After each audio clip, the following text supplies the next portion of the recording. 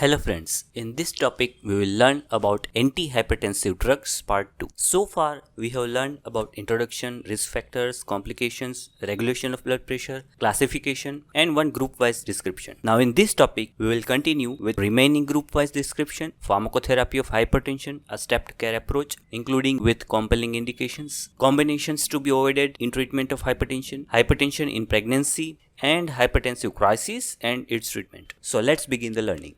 So after diuretics, the second antihypertensive group is renin-angiotensin system inhibitors. Again, three subgroups are commonly used: angiotensin converting enzyme inhibitors, angiotensin receptor blockers, and direct renin inhibitor. Now, we have already learned this in detail in RAS chapter, though we will see in concern with hypertension in brief. The ACE inhibitors are the first-line drugs in all grades of essential as well as renovascular hypertension, except in case of bilateral renal artery stenosis. They inhibit the conversion of angiotensin 1 to active angiotensin 2 so that they reduce both preload as well as afterload. Let us see this mechanism in detail. Now, as we know that blood pressure is equal to cardiac output into total peripheral vascular resistance, and cardiac output is associated with venous tone and preload, while peripheral vascular resistance is associated with arterial tone and afterload. By blocking the enzyme ACE, they inhibit the synthesis of angiotensin 2. Hence, no vasoconstriction will occur and peripheral vascular resistance will be decreased, so reduction in afterload. And also, angiotensin 2 mediated aldosterone release will not occur. Hence, no salt and water retention, so decrease in plasma volume and venous return, and thereby reduction in preload will occur. Thus, ACE inhibitors decrease both preload as well as afterload. ACE inhibitors also inhibit degradation of bradykinin, hence there is additional vasodilatation. In treatment of hypertension, ACE inhibitors alone are effective in about 50% of cases, and along with a diuretic or a beta blocker, they are effective in about 90% of cases. ACE inhibitors are also cardioprotective and more effective in younger, means less than 55 years of age, and of non-black race patients, because in this type of patients, usually there is high renin activity. Also, this group is most appropriate to treat the patients with hypertension as well as diabetes, nephropathy, left ventricular hypertrophy, congestive heart failure, angina, and post-myocardial infarction cases. There is also an advantage that no reflex tachycardia will occur, unlike vasodilators, so this group is safe in patients with ischemic heart disease also. Adverse effects and contraindications of ACE inhibitors: dry cough, angioedema. These two are because of increased bradykinin levels. Then hyperkalemia, proteinuria, change in taste sensation, hypotension mainly on first dose. Then pregnancy and bilateral renal artery stenosis are two contraindications of ACE inhibitors. Then other adverse effects are rash, itching, reflex increase in renin levels, leukopenia and liver toxicity. You can remember these adverse effects and contraindications of ACE inhibitors with mnemonic captopril. Angiotensin receptor blockers. They are the competitive blockers of angiotensin 81 receptors, and effects are similar to ACE inhibitors with certain differences. Number 1. No effect on bradykinin levels, as they do not affect enzyme ACE, so bradykinin mediated dry cough and angioedema adverse effects are not present. Number 2. ARBs are considered as even more effective than ACE inhibitors, because angiotensin 2 can also be generated by other enzymes other than ACE, which cannot be inhibited by ACE inhibitors, and also synthesis of angiotensin 2 will not be inhibited by ARBs. So it can still act on 82 receptors, which are vasodilatory and beneficial in reducing blood pressure. So in general, ARBs are reserved for patients unable to tolerate ACE inhibitors in essential hypertension but preferred in portal hypertension. Direct renin inhibitor aliskiren. It is the latest class of RAS inhibition. It inhibits the rate limiting step in renin-angiotensin system, that is the conversion of angiotensinogen to angiotensin 1 by renin. The advantage is that it decreases plasma renin activity as well as nullifies feedback increase in renin due to an ACE inhibitor or angiotensin receptor blocker, but unfortunately, after prolonged use of aliskiren, again renin release will increase. The adverse effects of aliskiren are diarrhea and hyperkalemia. The another group is of sympathetic inhibitors, which include beta blockers, alpha blockers, mixed alpha plus beta blockers, and centrally acting sympatholytics. Now, beta blockers are mild antihypertensives and they can be used as a monotherapy in up to 40% of patients and mostly in stage 1 hypertensive cases. If we see the mechanism of action of beta blockers, by blocking cardiac beta 1 receptors, beta blockers decrease heart rate, cardiac contractility, as well as cardiac output. In addition to this, beta 1 receptors are also present on juxtaglomerular apparatus of kidney, so they also decrease renin release. Nebivolol is a cardioselective beta blocker which also decreases total peripheral resistance by generating nitric oxide. The effect of beta blockers will take about 1 to 3 weeks and they do not significantly decrease blood pressure in normotensives.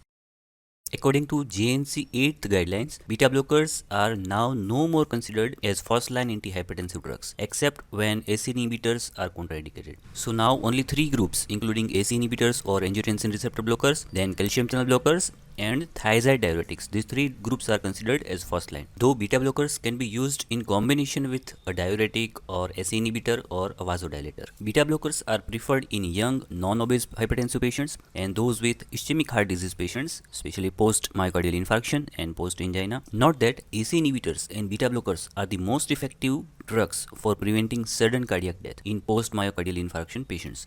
But beta blockers are less effective for primary prophylaxis of myocardial infarction as well as stroke, which means a beta blocker can be started after an attack of myocardial infarction.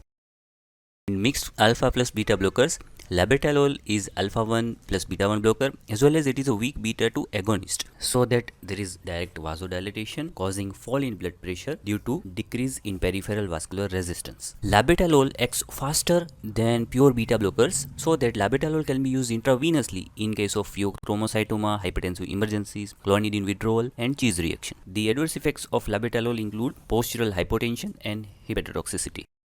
Carvedilol is a non-selective beta blocker plus weak alpha 1 blocker. It additionally causes free radical inhibition, so having antioxidant action, as well as prevention of smooth muscle mitogenesis. So it is a cardioprotective drug. It reduces morbidity and mortality associated with congestive heart failure. Selective alpha 1 blockers like prazosin, terazosin and doxazosin decrease peripheral vascular resistance and arterial blood pressure. Additionally, alpha blockers are also beneficial in male patients with benign prostatic hypertrophy. The adverse effects of alpha blockers are reflex tachycardia and first dose syncope. Selective alpha blockers are rarely used as monotherapy in treatment of hypertension, but they are more effective when used in combination with a diuretic or a beta blocker. The centrally acting sympatholytics are alpha-methyl dopa and clonidine. Alpha-methyl dopa is a precursor of dopamine and noradrenaline. It is converted to alpha-methyl dopamine and then alpha-methyl noradrenaline, which acts on alpha-2 receptors in brain, causing inhibition of adrenergic discharge in medulla, so that there is fall in peripheral vascular resistance and fall in blood pressure. There is also reduction in renin release. Adverse effects of alpha-methyl dopa are cognitive impairment and postural hypotension. So it is not used therapeutically except in hypertension during pregnancy. Clonidine is not frequently used now because of tolerance and withdrawal hypertension. The next group is calcium channel blockers, including dihydropyridines like nifedipine, amlodipine, nicardipine, etc. and non-dihydropyridines like verapamil and diltiazem. The calcium channel blockers are one of the first line antihypertensive drugs. They block voltage dependent L type of calcium channel so that there is smooth muscle relaxation and thereby vasodilatation and decrease in peripheral vascular resistance and fall in blood pressure. Dihydropyridines have highest smooth muscle relaxation and vasodilator action, followed by verapamil and diltiazem. So in general, DHPs are more preferred in hypertension and peripheral vascular disease treatment, while non-DHPs are preferred in unstable angina and arrhythmia. So you can remember that non-dihydropyridines like verapamil and diltiazem having nodal depressant effect, hence they are preferred in treatment of arrhythmia, while dihydropyridines decrease peripheral vascular resistance, hence they are more preferred in hypertension and peripheral vascular disease treatment. There are so many advantages of calcium channel blockers like excellent tolerability and high efficacy, no adverse metabolic effects unlike diuretics. They do not compromise hemodynamics, so no impairment of work capacity, no sedation or other CNS effect, no kidney function impairment and loss of libido unlike beta blockers. There is minimal effect on quality of life, no adverse fetal effect, and they can be given even during pregnancy. They can be given to asthma patients, angina and peripheral vascular disease patients. They are preferred in elderly and they can prevent stroke also. They are effective in low renin hypertension, and CCBs are most useful in cyclosporin induced hypertension in renal transplant recipients. The long-acting DHPs like amlodipine are next to ACE inhibitors in reducing albuminuria and slowing the disease progression in hypertensive or diabetic nephropathy. The immediate-acting nifedipine is not encouraged anymore because of the reflex tachycardia. The adverse effects of calcium channel blockers include for DHP groups headache, flushing and ankle edema, reflex tachycardia and thereby worsening of myocardial infarction and angina, difficulty in urine voiding in elderly male patients and gastroesophageal reflux. Adverse effects of non-DHPs include constipation, mainly due to verapamil, bradycardia due to their negative chronotropic effect, and they may even worsen congestive heart failure due to negative inotropic or dromotropic action. The last antihypertensive group is of vasodilators, and the vasodilators are again subdivided into two groups, arteriolar dilator and mixed arteriolar plus venodilator. The arteriolar dilators like hydralazine and minoxidil are potassium channel openers so that they cause hyperpolarization, relaxation of smooth muscle, vasodilatation, decrease in peripheral vascular resistance and fall in blood pressure. But the major problem of vasodilators is reflex tachycardia, so that they are rarely used as monotherapy, but they are used in combination with diuretic or beta blocker. Minoxidil causes hirsutism as a side effect, and it topically promotes the hair growth in male pattern baldness, so that it can be used in alopecia temporarily. Sodium nitroprusside, a nitrovasodilator which acts by releasing nitric oxide. It is a mixed arterio plus venodilator, causing fall in blood pressure with modest increase in heart rate and overall reduction in myocardial oxygen demand. But there is a drawback of sodium nitroprusside, that it is an unstable molecule which decomposes under strongly alkaline conditions or when exposed to light. Hence, the solution should be prepared freshly before each administration, and infusion bottle should be covered with dark paper. The good thing is the onset of action is immediate within 30 seconds and duration of action is about 2 to 5 minutes. It is the second line drug to treat hypertensive emergencies. In high doses, accumulation of cyanide and thiocyanate may occur, so lactic acidosis, psychosis, disorientation and convulsions may occur as adverse drug reactions. Coming to treatment of hypertension, the aim is to prevent morbidity mortality associated with persistently elevated blood pressure by lowering it to an acceptable level with minimum inconvenience to the patient. Now, the acceptable level for most patients for general prevention is systolic blood pressure less than 140 and diastolic blood pressure less than 90 mm of mercury. For patients more than or equal to 60 years of age, the range of systolic blood pressure is less than 150, while patients with chronic kidney disease or diabetes, the range of systolic blood pressure is less than 130 and diastolic blood pressure less than 80 mm of mercury. If hypertension is secondary, then treatment of cause should be done if identified. The non-pharmacological measures of hypertension include lifestyle modifications, diet, sodium restriction, aerobic exercise, weight reduction, abstinence in alcohol intake, and mental relaxation. Now, the pharmacotherapy of hypertension is done as stepped care approach. If a patient is young, means less than 55 years of age, and non-black, then as step 1, ACE inhibitor or angiotensin receptor blocker is selected as first line drug, because in this type of patients, generally there is high plasma renin activity. A beta blocker may be used as initial drug in women with childbearing age or when ACE inhibitor or angiotensin receptor blocker are contraindicated. While if patient is older, means more than or equal to 55 years of age or black of any age, then calcium channel blocker is selected as first line drug. A diuretic may be used as alternative to calcium channel blocker if not tolerated or in those with edema or congestive heart failure. Initiation of therapy with even 2 drugs is possible if at diagnosis the systolic blood pressure is more than 20 or diastolic blood pressure more than 10 mm of mercury higher than the target level. Then blood pressure is not controlled in step 1. Then as a step 2, angiotensin converting enzyme inhibitor and calcium channel blockers are combined. If still blood pressure is not controlled, then step 3, ACE inhibitor plus calcium channel blocker plus diuretic, all 3 are combined. If still blood pressure is not controlled, then it is diagnosed as resistant hypertension, and as step 4, the 4th drug is added, which may be aldosterone antagonist or high dose of thiazide diuretic or beta blocker or alpha 1 blocker.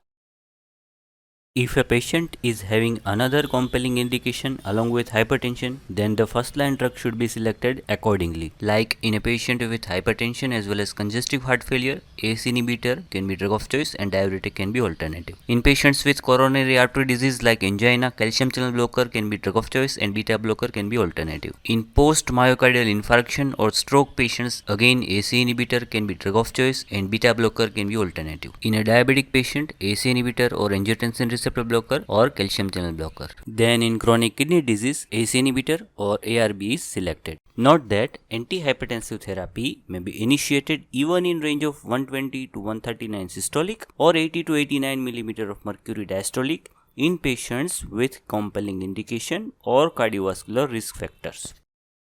Now the following combinations should be avoided in treatment of hypertension. Alpha or beta blocker with clonidine because of apparent antagonism, hydralazine with dihydropyridine, calcium channel blocker or prazosin because of reflex tachycardia, verapamil or diltiazem with a beta blocker because of marked bradycardia and heavy block, beta blocker with diuretic because of risk of diabetes mellitus, and drugs from same class like 2 alpha blockers or 2 beta blockers.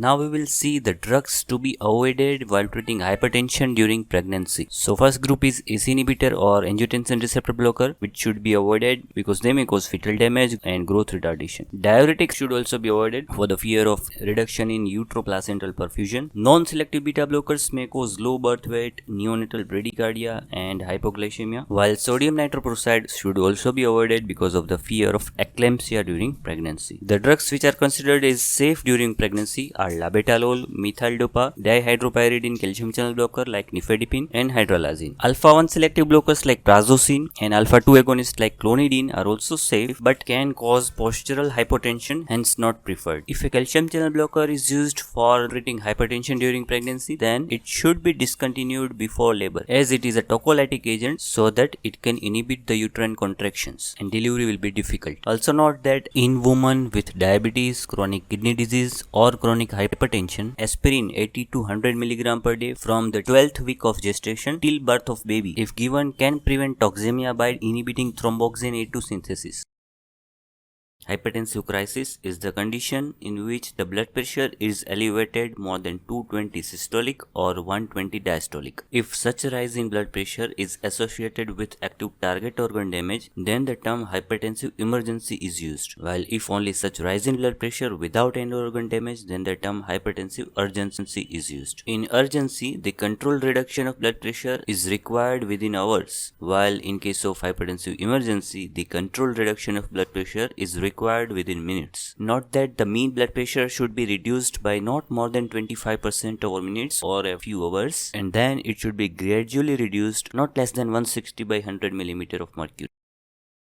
So how to treat hypertensive crisis? In case of emergency, the preferred route is intravenous and the drugs used are nicardipine or clevidipine, which are dihydropyridine calcium channel blockers and the drug of choice. Then sodium nitroprusside, a mixed arterio plus venodilator, glyceryl trinitrate, a nitrate, labetalol, mixed alpha plus beta blocker, ismolol, an ultra short acting beta blocker, hydralazine, arteriodilator, phentolamine, alpha blocker, furosemide, a loop diuretic, phenol-dopam, dopamine agonist, and enalaprillate, which is an active metabolite of ACE inhibitor enalapril, and the first parenterally available drug from this class. While in case of urgency, the preferred route is oral, and the drugs used are again labetalol, which can also be used orally. Then other drugs are clonidine, captopril, and dihydropyridine calcium channel blocker.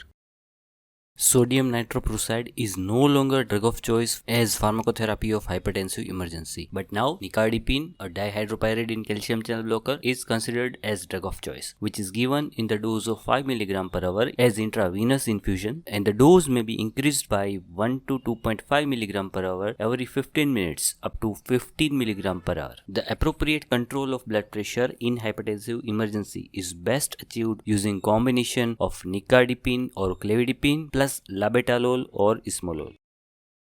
Some key points from the topic are as follows. The beta blockers are no longer considered as first-line antihypertensive drugs because of their lower efficacy in primary prevention of myocardial infarction and stroke, as well as other drawbacks like decreased work capacity, fatigue, loss of libido, forgetfulness, nightmares, etc. Hence, now only 3 groups are considered as first-line, with ACE inhibitors or ARBs, CCBs, and diuretics. Amongst calcium channel blockers, DHPs are more used in hypertension and peripheral vascular disease treatment, while non-DHPs are used in unstable angina and arrhythmia. ACE inhibitor is a drug of choice for young, less than 55 years of patients and non-black race, while calcium channel blocker is drug of choice for older, more than or equal to 55 years of age or black of any age. Hydralazine, nifedipine, labetalol, and methyl-dopa are considered as safe antihypertensives during pregnancy. You may remember by mnemonic HI-NELAM. HY, high for hydralazine, NI for nifedipine, LA for labetalol, and M for methyl-dopa. So if you say HI-NELAM, it is safe in pregnancy. Nicardipine and not the sodium nitroprusside is now drug of choice for hypertensive emergencies.